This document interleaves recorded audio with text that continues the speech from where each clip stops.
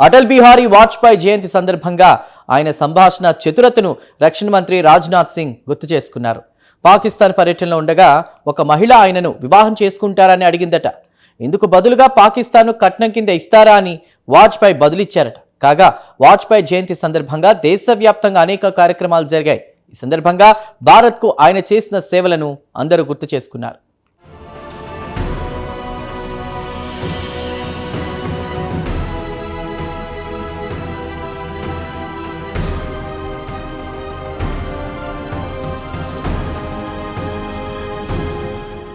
భారతదేశ ప్రధానులుగా ఎంతో మంది పనిచేశారు. అయితే వీరిలో అటల్ బిహారీ వాజ్పేయికి ప్రత్యేక గుర్తింపు ఉంది.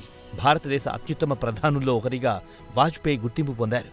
3 సార్లు దేశ ప్రధానిగా వాజ్పేయి సేవలందించారు.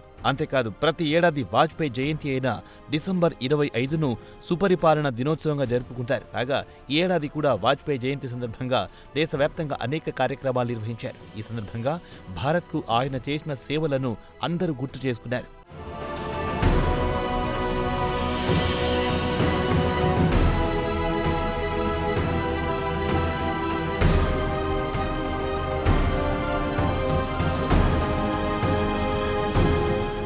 కాగా వాజ్పేయి జయంతి సందర్భంగా ఢిల్లీలో ఏర్పాటు చేసిన కార్యక్రమంలో రక్షణ శాఖ మంత్రి రాజ్నాథ్ సింగ్ పాల్గొన్నారు. ఈ సందర్భంగా వాజ్పేయి మాటల చాతుర్యానికి అద్దం పట్టే ఒక ఘటనను ఆయన గుర్తు చేశారు. ఓసారి వాజ్పేయి పాకిస్తాన్ పర్యటనకు వెళ్లారంట. అక్కడ జరిగిన ఓ కార్యక్రమంలో ఆయన మాట్లాడారంట. అయితే వాజ్పేయి మాటలకు ఒక మహిళ ముగ్ధురాలైందంట. దీంతో వాజ్పేయి దగ్గరికి వచ్చి నన్ను వివాహం చేసుకుంటారా అని ఆమె అడిగిందంట. దీనికి వాజ్పేయి బదులిస్తూ కట్నం కింద పాకిస్తాన్ ఇస్తారా అని అడిగారంట. వాజ్పేయి మాటల చాతుర్యానికి ఇదొక ఉదాహరణ అని కేంద్ర మంత్రి రాజ్నాథ్ సింగ్ కొనియాడారు.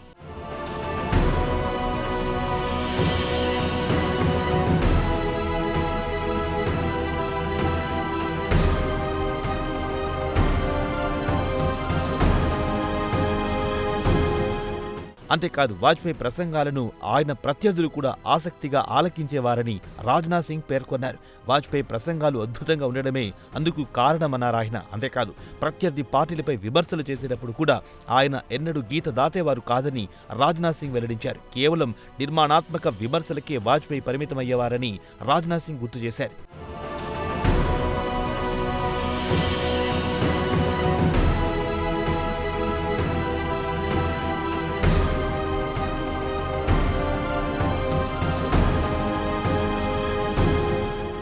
కాగా భారతీయ జనతా పార్టీ అధ్యక్షుడిగా వాజ్పేయి పగ్గాలు చేపట్టిన తర్వాత పెను మార్పులు సంభవించాయి.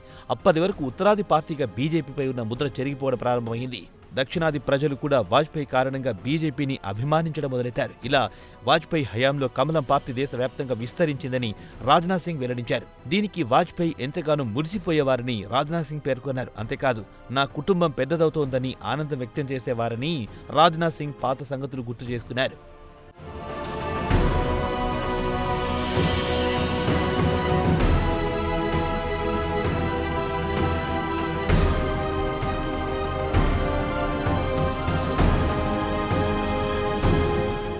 ఇదిలా ఉంటే మన దేశంలో సంకీర్ణ రాజకీయాలకు వాజ్పేయి శ్రీకారం చుట్టారు. అనేక భిన్నమైన పార్టీలతో కలిసి 1996లో వాజ్పేయి తొలిసారి ప్రధానమంత్రిగా బాధ్యతలు చేపట్టారు. అయితే అటల్జీ ప్రభుత్వం ఎక్కువ రోజులు కొనసాగలేదు. కేవలం 13 రోజులకే వాజ్పేయి సర్కార్ పడిపోయింది. ఆ తర్వాత 1998లో ఆయన రెండోసారి దేశ ప్రధానిగా పగ్గాలు చేపట్టారు. ఈసారి పోఖ్రాన్లో అణు పరీక్షలు నిర్వహించింది వాజ్పేయి సర్కార్. ప్రపంచ దేశాల సరసన భారత్ను కూడా అణుశక్తి గల దేశంగా నిలబెట్టింది వాజ్పేయి సర్కార్. కాగా కార్గిల్ యుద్ధం అనంతరం జరిగిన లోక్సభ ఎన్నికల్లో బీజేపీ సారథ్యంలోని ఎన్డీఏ కూటమి పూర్తి మెజార్టీతో అధికారంలోకి వచ్చింది.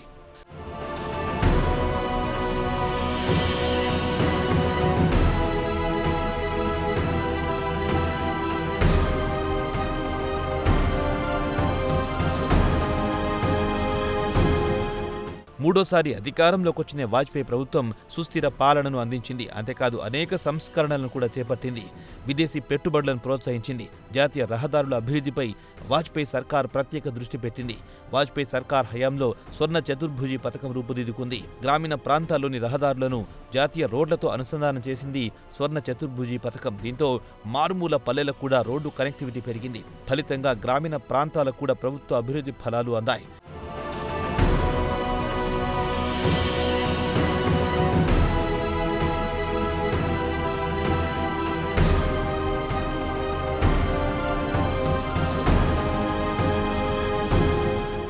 కాగా రాజకీయాల్లో వాజ్పేయిది లాంగ్ ఇన్నింగ్స్. 5 దశాబ్దాలకు పైగా పార్లమెంట్ సభ్యుడిగా వాజ్పేయి కొనసాగారు. 9 సార్లు లోక్సభ సభ్యుడిగా, 2 సార్లు రాజ్యసభ సభ్యుడిగా ఆయన పనిచేశారు. ప్రతిపక్ష నేతగా, కేంద్ర మంత్రిగా, పార్లమెంట్లోని వివిధ స్టాండింగ్ కమిటీల చైర్మన్గా పనిచేశారు. అంతేకాదు 3 పర్యాయాలు దేశ ప్రధానిగా సేవలందించారు.